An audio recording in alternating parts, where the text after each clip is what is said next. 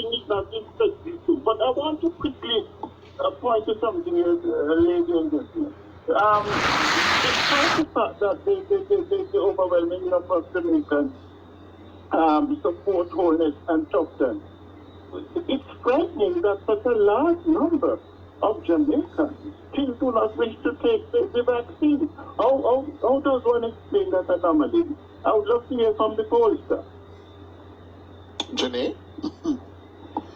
All right.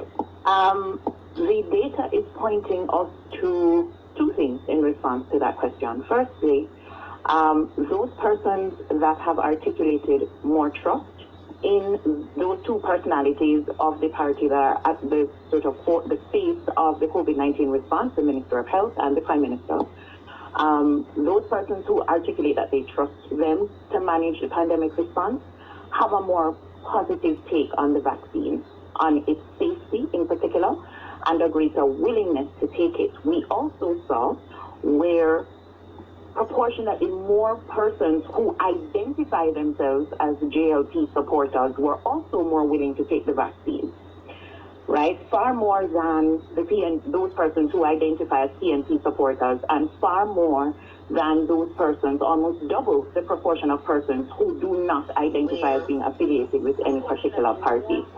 So where persons have that trust in the administration, they're taking the vaccine. The hesitation is coming from those who are supporters of the opposition or are not affiliated with either party or do not identify as such. Ms. Stevens-Taylor, can I deduce from those numbers that we've managed to politicize the vaccination program? Well, that's a potent question, yes.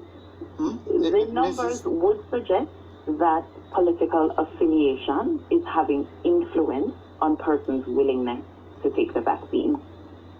But not necessarily that it is. We have we've not successfully managed to convince enough people to take it, but it appears we've managed to politicize it.